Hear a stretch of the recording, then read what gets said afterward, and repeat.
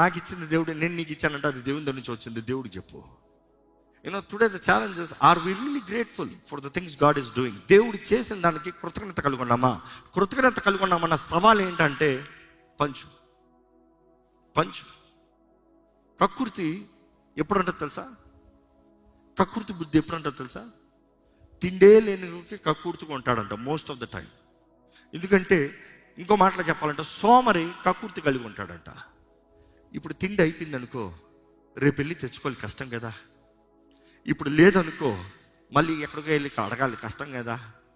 అందుకే నేను ఎవరికోనో నా దగ్గరే పెట్టుకుంటానంటాడంట సోమరి ఏంటంటే ఖర్చు పెట్టాడంట. ఖర్చు పెడితే మరలా సంపాదించాలి కదా, కష్టపడాలి కదా, పని చేయాలి కదా.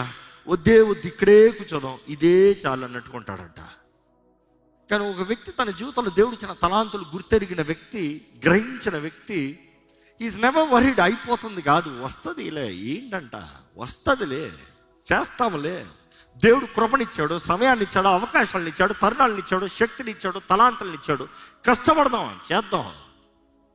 పంచుతానికి మనసు లేనివాడు ఒకటి సోమరి, రెండోది సంతృప్తి లేనివాడండి. కొంతమంది చూడండి, డబ్బు ఉంటుంది, ధనం ఉంటుంది, లాభం ఉంటుంది, గొప్ప స్థాయిలో ఉంటారు, కానీ పిసిని కొట్టేవాళ్ళంట. బలి చెప్తారు కదా మన వాళ్ళు, పిసిని కొట్టాలంట. ఒక్కటి తీయంట, నేను అవ్వను, ఇది నేను అవ్వను.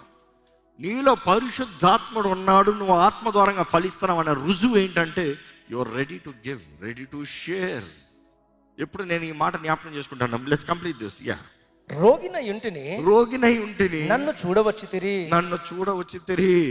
రోగినై ఉంటిని నన్ను చూడవచ్చితిరి. ఎప్పుడైనా హాస్పిటల్లో మీకు తెలిసిన వారు కనీసం హాస్పిటల్ ఉంటే ఎప్పుడైనా వెళ్ళి చూసారా? చేతులు ఎత్తద్దులే కానీ పరీక్షించుకోండి. ఎందుకంటే వీఆర్ సో బిజీ.